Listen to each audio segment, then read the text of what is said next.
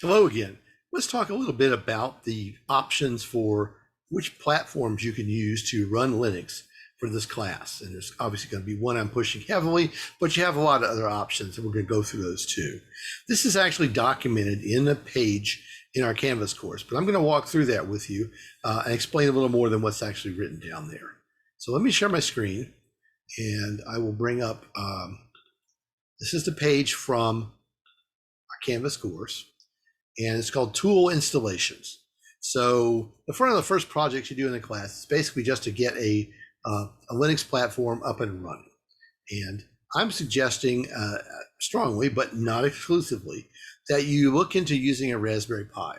A Raspberry Pi is a single board computer which runs Linux, has 4 gig of memory, is about 1 gigahertz speed, and probably, depending on which kind of micro SD card you put in it, between 8 and 32 gigabytes of disk storage. So they boot up and they run a distribution of Linux like Debian, which is fully compatible with every other Linux distribution. They have all the same bash commands, and they have the advantage that they're small, they're relatively inexpensive. They are also very good if you want to construct some kind of project that involves connecting your Linux computer to the outside world. So they come in all kinds of varieties, and let me say quickly, we have some Raspberry Pis in our lab on West Campus, which we'll be glad to loan to you for the duration of the course. So you don't actually have to buy anything. I will show you, if you do have some money, imagine you have some money burning a hole in your pocket. There are complete Raspberry Pi kits that are actually very nice, and I'll show you one of those really quickly here. It's this, which is called if I can get it from the camera, called a Raspberry Pi 400. It comes with a keyboard and a mouse and everything you need to get up and going with a Linux computer, except a monitor and a keyboard, which you probably have an HDMI monitor of some kind already, if your TV set of nothing else, and you probably have a keyboard, USB keyboard laying around from some old desktop. If not, they're extremely inexpensive. However, you can also get just basically the Raspberry Pi board. The little board is what we have in the lab. You connect your own mouse, keyboard, and monitor to it, and you're up and good to go. So that's one definite possibility. Also,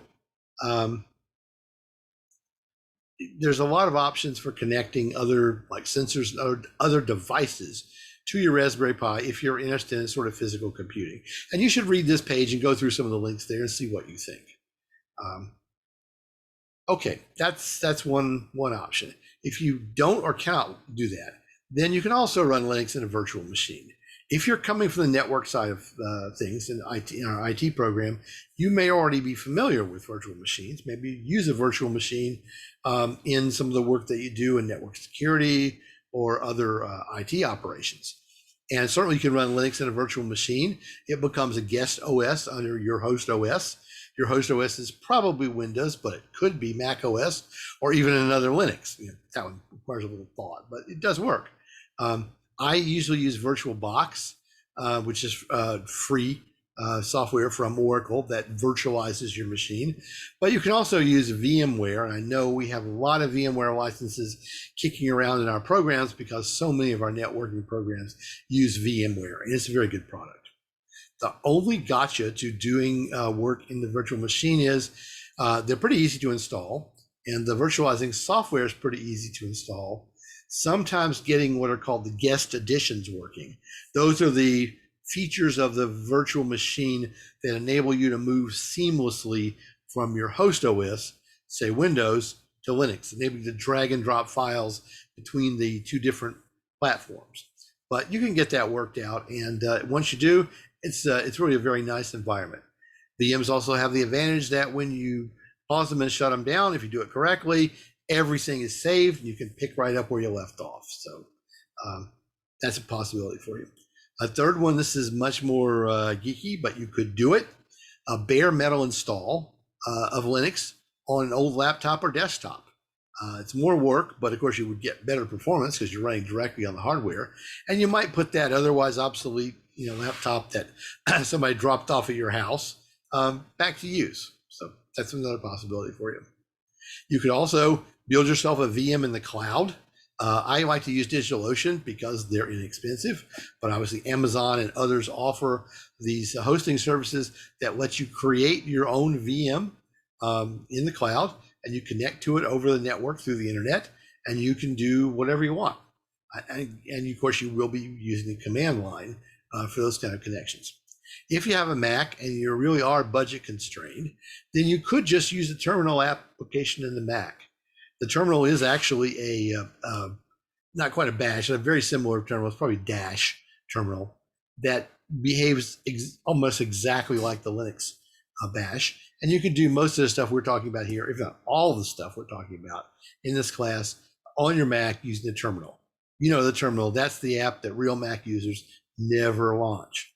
Well, guess what? You get to launch it and use it. So each of these ways of going has pluses and minuses. But there may be some other options I haven't thought of, but this is to get you started. So think about it, how you'd like to do it, ask questions and get some information. Talk to me or your peer students about what they're doing, and then set up the project is going to be to set up one of these systems somehow, a VM or a Pi or a cloud system, and post what you did in the discussion forum, just so we know everybody starts off with a solid platform. So I can show you also, if you want, a little bit about the Linux. This is just a very quick overview of Linux on a Raspberry Pi. I have one running, a Raspberry Pi running in the other room on my workbench in my studio, and I'm going to connect to it using a piece of software called VNC. And so if I connect here, and yes, it has a GUI. It's a very simple, some would say simplistic GUI, but it does let you get, it does make it easier for things like finding files and deleting files. But almost all the work we do is going to be right here in this beautiful black, white, and green terminal application patch. But this is basically, I'm looking at the screen of my Raspberry Pi in another room, and I can do whatever I want here in terms of Linux commands. I can list to see what files I have. I can see how long the system's been up. Turns out I just turned it on a few minutes ago. It's been up 44 minutes. It has two users. That's me directly on the Raspberry Pi in the other room, and that's me in VNC. So it's a multi-user system, even though in this case, both of the users are me. You could run VNC on your Windows system to connect to your Pi, or on your Mac, as I am, to connect to your Pi. So actually, once you get your Raspberry Pi set up, you could even unplug your HDMI monitor and do everything through VNC if you like. And that has, I guess, the advantage of giving you back one HDMI input to your perhaps overloaded monitor or TV. So this is a cute little GUI. Again, we'll be mostly working in the terminal application, but I did want you to see that. And I did want you to know there's all kinds of interesting remote connectivity possibilities afforded by Linux with using essentially built-in or easily installed software. So that's the quick, very, very quick introduction to platform possibilities for Linux.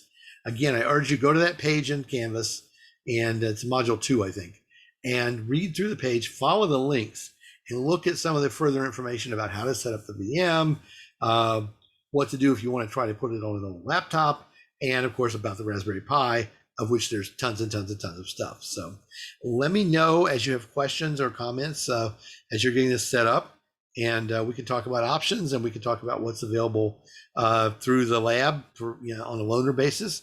And I look forward to talking to you and working with you. Thanks.